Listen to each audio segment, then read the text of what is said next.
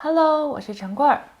今天呢是想和大家分享一下我大一的2个设计课项目。那在接下来的视频当中呢，我会使用英语，但是我会把中英文字幕都放在下面。因为有小伙伴问我可不可以出一期建筑中英文对照词汇的视频，今天我就正好借这个机会给大家看一下我实际上会用到哪些词汇。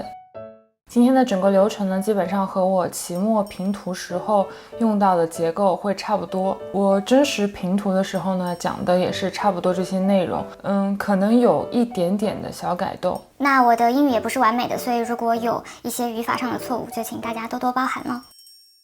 Usually, before the critics start, our tutor will give the critics a simple introduction to our brief. So today, I will do that first. For Project 1, every student was given a basic architectural element and an environmental indicator. Students aim to challenge their preconceived ideas about what architecture is and how they use and inhabit spaces. The title of the building project is called Grafting Building onto Hackney Wick. Every student picked one of the 7 chosen sites in the Hackney Wick area in East London. They explored architectural interventions in and around Hackney Wick and creatively responded to complex site conditions, addressing the social, historical, technological, political, and cultural narratives of this area. Okay, let's start the presentation. I will start the presentation by briefly showing my Project 1. The title was revealed, and the 2 elements I had in the brief are the ceiling and sun. The project started with the investigation of the interaction between ceiling and sunlight. One observation shows that the outside can be brought into my flats through the ceiling. This light mark was a reflection of the sunlight from the wet ground outside. The investigation then expanded to the lights in the construction area that created massive light and shadow onto the ceiling at night. The ceiling in Latin means to hide, but in this project, the ceiling is used to reveal the lights. You only notice the outside has been brought into the flat when the lights hit the ceiling and leave the marks. Even when there are no human activities, the machine and lights are still working for humans. Then the project further investigates all kinds of light marks that appeared on the ceiling and the activities behind that caused the marks. Here is the final drawing, showing how the ceiling becomes a stage and its relationship with human activities. The interest in the relationship between inside and outside has also continued in my building project. In the building project, I was looking at how to blur that boundary, and end up I designed a tea house connected to the community center. The project started with a site context study. There are 2 things I'm focusing on. One is, as mentioned, the relationship between inside and outside. The other is visibility. The site I chose is Site C, which is just next to the local community center.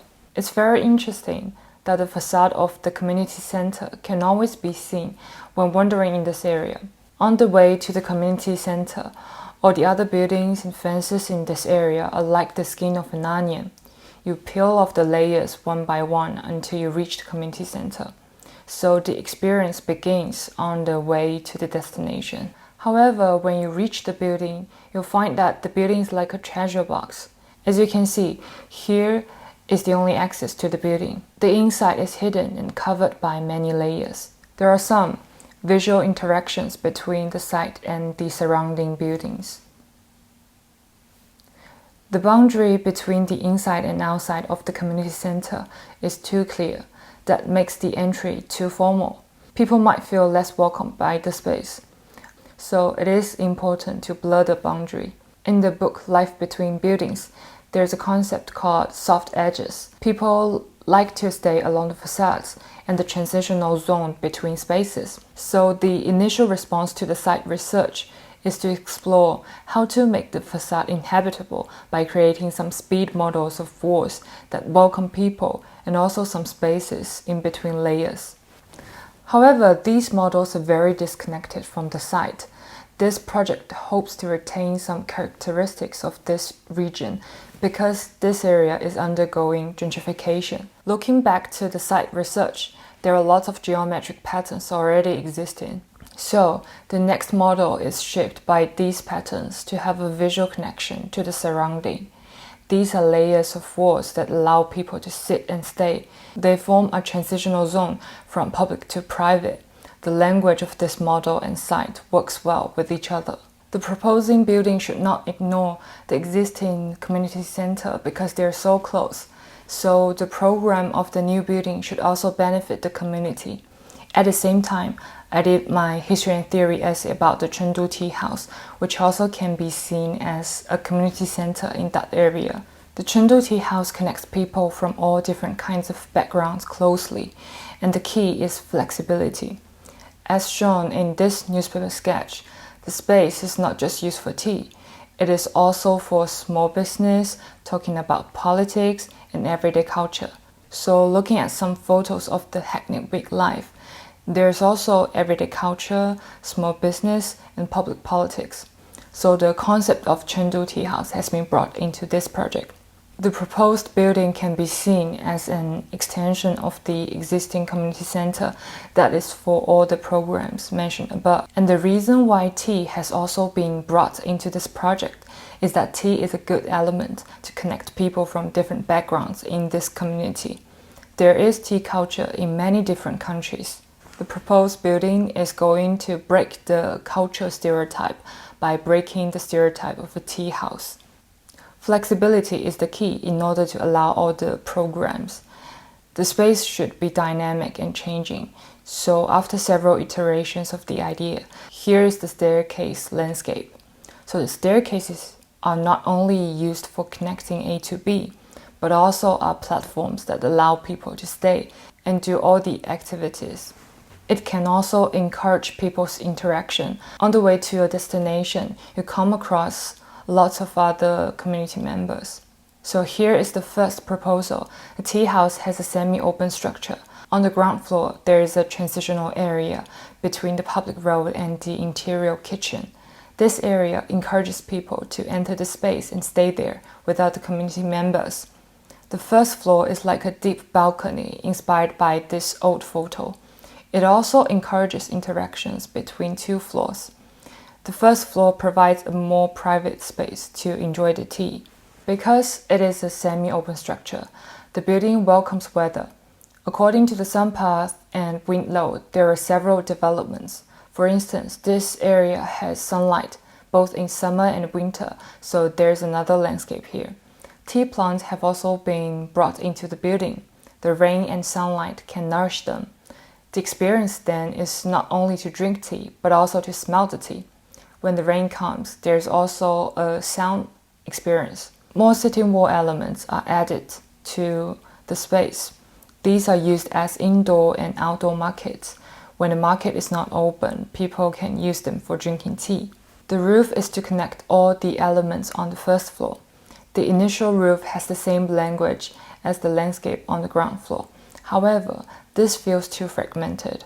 Then I studied Daniel Lipscoin's Grand Canal Theatre to connect geometric fragments. The developed roof is like this. It echoes the spatial arrangement of the first floor. They stack on one another to create a connection. Also, the roof windows align with each other to provide a sense of continuity. There are two openings here, leaving for the rain to come inside. It is inspired by the rain-hearing pavilion. When the rain comes, the sound of the rain and the sound of pouring water into teacups can create a very calm feeling. Here are some moments of how the rain comes into the building. The main material of this project is brick. This is to integrate this building with a large number of brick buildings in this area. This model tested how the pattern of the bricks works in the space. And here is my final proposal. There are two entrances. One is here, another is here. These two areas help to blur the boundary between the inside and outside. The semi-open structure also adds informality to the space. People are more encouraged to walk inside and stay there. Here is the indoor market. Community members can do small business here. Here's the kitchen and counter. This interior area usually is where the lines are and there are some seats. It can also be used for public politics. Usually the whole space is open to the public, but by closing this or this sliding door, parts of the tea house can be used only for the community. Here's the first floor plan. This is the outdoor market. All the seats on the floor are quite flexible. They can be moved at will. People can also enjoy the beautiful landscape when looking down. This is the roof plan. And finally, here's the section that shows how people use the tea house and how the tea house sits on site. That's the end of this presentation. Thanks for listening. 那我们系的评图是不打分的，最后分数是根据作品集来的。通常我们在评图的时候都是会有一个时间的限制，所以不可能把每一个细节都讲到。我可能会着重讲那些我觉得在作品里体现的比较完整的概念，尤其会考虑到哪个部分我可视化的比较完整。比如说这个项目里，其实我有考虑到它的 operational energy. This semi-open structure aims to celebrate daylight, rain, and wind. The building makes use of these climatic factors to reduce operational energy. Daylight is brought into the space as much as possible to reduce the use of artificial lights. In summer, space is cooled down by natural ventilation. In winter, only a small indoor area will be heated. 但是因为评图的当下，我没有来得及把它们可视化。从我的图里，其实你是比较难看到阳光是如何进入的，也没有来得及画一些通风的分析图，这也是这个项目里比较有遗憾的一部分。下一次我会想，如果我只能画一张图，我怎么样能够尽可能的把所有的信息都包含在这张图里面，或者是尝试一下动画的形式，让这个建筑能够真的活起来。那以上就是这期影片的全部内容了。如果喜欢这支影片的话呢，就请大家给我一个赞，然后关注这个频道。我们就下支影片再见喽，拜拜。